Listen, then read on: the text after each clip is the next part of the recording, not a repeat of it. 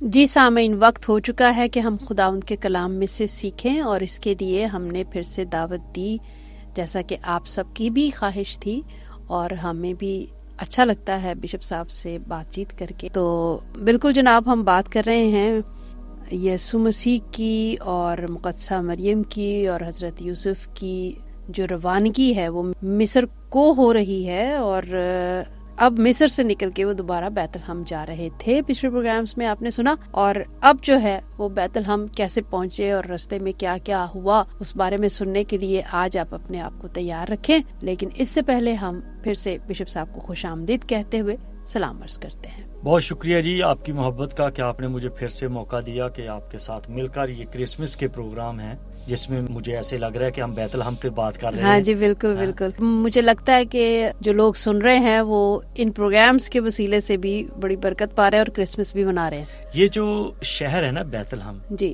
یہ بڑی حیرانگی کی بات ہے، بڑی مزے کی بات ہے۔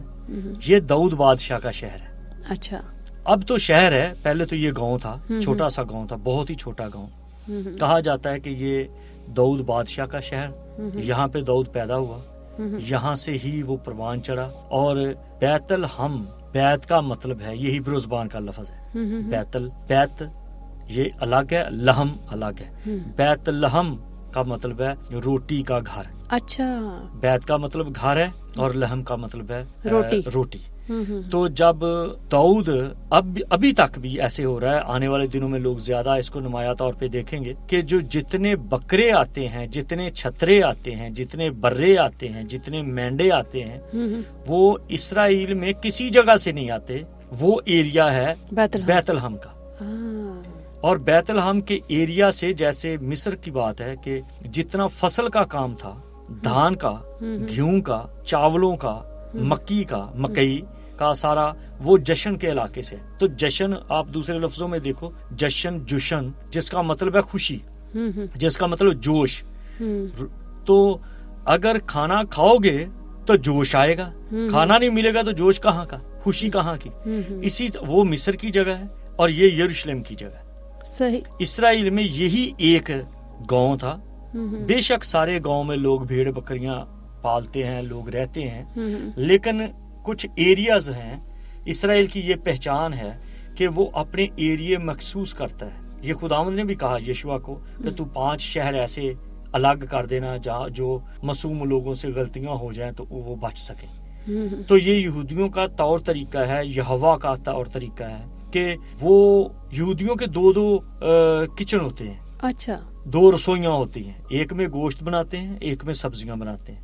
اچھا، جس میں گوشت وغیرہ بناتے ہیں اس میں دودھ نہیں ابالا جاتا، وہاں پر دودھ کا کوئی کام نہیں ہے۔ اور جہاں پہ سبزیاں وغیرہ بنائی جاتی ہیں وہاں پر دہی، اور وہاں پہ دودھ، وہاں پہ مکھن، لسی وغیرہ کا کام ہے۔ ایسا کیوں؟ میں پوچھ سکتی، تھوڑا سا ٹائم کیونکہ دے سکتے؟ خداوند نے کہا کہ تو گوشت کے ساتھ دودھ نہ استعمال کرنا۔ اچھا، تو حلوان کو اس کے ماں کے دودھ میں نہ پکانا، جس کا مطلب ہے کہ دودھ اور یہ گوشت، یہ دونوں چیزیں اپوزٹ ہیں، تو اس کو نہ یوز کرنا۔ تو یہودیوں کا یہی طور طریقہ ہے، اور اس وجہ سے یہ مخصوص کیا گیا بیت الحم کہ یہی علاقہ ہے جہاں پر بھیڑ بکریوں کے لیے جگہ ہو، اور اسی ایریا میں ہی لوگ جو گڈریے ہیں، ایالی ہیں، چرواہے ہیں، وہ اپنے بھیڑ بکریاں، گائے، یہ دودھ کی جگہ بھی ہے، کہہ لو دودھ کی، گوشت کی، اون کی، زندگی کی، کیونکہ اگر دودھ ہے وہاں پہ تو زندگی ہے،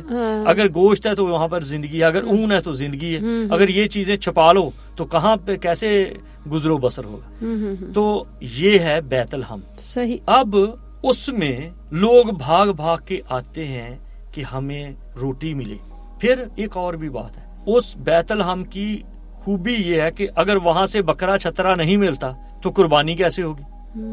قربانی نہ ہوگی تو گناہوں کا کفارہ کیسے ہوگا؟ اب یہ اتنی اہمیت کی حامل ہے جگہ کہ روٹی بھی وہاں پہ، ننگ ڈھانکنے کے لیے اون بھی وہاں پہ، طاقت حاصل کرنے کے لیے گوشت بھی وہاں پہ، دھان، چاول، مکئی، سارا کچھ اسی جگہ پہ چل رہا ہے، کیونکہ وہ جانور جب کھاتے ہیں تو جانوروں کے لیے لازمی وہ چیزیں ہوں گی۔ تو یہ سارا اس طرف۔ اب یسوع نے کہا کہ زندگی کی روٹی میں ہوں۔ کیوں یسوع بیت الحم میں پیدا ہوا؟ یہ بھید ہے اس کا. بالکل. اور یہ تو کلام میں بھی لکھا ہے نا کہ داؤد کی نسل سے خداوند یسوع مسیح کو پیدا ہونا تھا. تو آپ نے کہا داؤد کا شہر ہے, داؤد کا شہر, داؤد کے گھر میں. لوگوں کی تو یہ روایت ہے نا کہ یسوع جو ہے استبل میں پیدا ہوا, اور استبل جو ہے وہ داؤد ہی کا تھا. وہ ڈیرا, وہ ایریا, وہ جگہ اسی کا استبل تھا. لوگ اپنے لیے بڑی لک سمجھتے ہیں کہ ہم نے اس ایریا میں اپنا گھر بنایا ہے.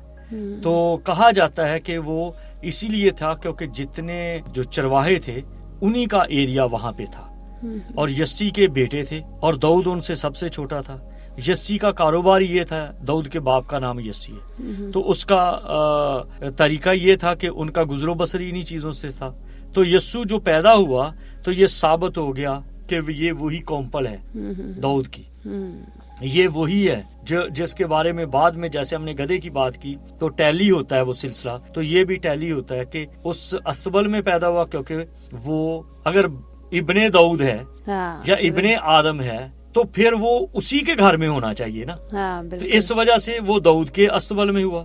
اس کے بعد دوسری بات آ گئی کہ یسوع کہتا ہے زندگی کی روٹی میں ہوں, تو بیت الحم میں ہی روٹی کا انتظام ہے, اور وہ کہتا ہے میں ہوں وہ روٹی. پھر اس کے بعد وہ کہتا ہے کہ تھکے ماندو میرے پاس آؤ, میں تم کو آرام دوں گا. تو جو تھکاوٹ سے آرام دینے والا ہے وہ دودھ ہے جو طاقت دیتا ہے. تو یسوع اسی طرح سے تھکاوٹ کو دور کرنے والا ہے, وہ بھی بیت الحم کی طرف لے کے جاتا ہے. مثلا کمپلیٹ جو بریڈ ہے, کمپلیٹ جو کھانا ہے, جو جس نے کہا, مسیح نے کہا کہ جو میرا بدن کھاتا ہے اور میرا خون پیتا ہے اس میں زندگی ہے. تو یہ مکمل ایک زندگی کی روٹی کی یہ پہچان ہے بیت الحم. صحیح. اور اس وجہ سے یسوع بھی ایک بیت الحم ہے, بے شک. وہ اپنے اندر روٹی رکھتا ہے, اس لیے اس نے کہا کہ میرے پاس آؤ, میرے پاس آؤ, تو میں تمہیں زندگی کی روٹی دوں گا. جنہوں نے بیت الحم کو چھوڑا وہ مر گئے. آج بھی جنہوں نے یسوع کو چھوڑا وہ مرتے ہیں. جس کے بارے میں آپ دیکھو, نومی کے بارے میں, نومی اور روت کی کہانی آپ نے سنی ہوگی. بہت سارے دوست, بہت سارے لوگ جانتے ہیں, بہت سارے جو ابھی اسٹوڈنٹ ہیں وہ بھی اگر نومی اور روت کی کہانی پڑھیں اور بیت الحم کے بارے میں جانیں تو پتا چل جائے گا کہ یہ بیت الحم کی کتنی اہمیت ہے. نومی نے اپنے بچوں کو لیا, 2 بیٹوں کو, وہاں پر گناہ کی وجہ سے روٹی میں قلت آ گئی. نومی نے کہا کہ اب تو ہم مر جائیں گے. یہ کیسے ہو سکتا ہے کہ روٹی کے گھر میں روٹی نہ ہو؟ اگر کچن میں روٹی نہیں بنی تو کچن کا مطلب ہے ادھر آٹا ہے, آٹا نہیں تو چاول ہے, چاول نہیں تو دال ہے, دال نہیں تو نمک مرچ ہے, کچھ نہ کچھ ہے, آپ کا گزارا ہو جائے گا. لیکن اگر آپ وہ کچن ہی چھوڑ کے روٹی نہیں ہے تو بھاگ جائیں تو اس کا مطلب ہے آپ نے اس کچن کی بے عزتی کی.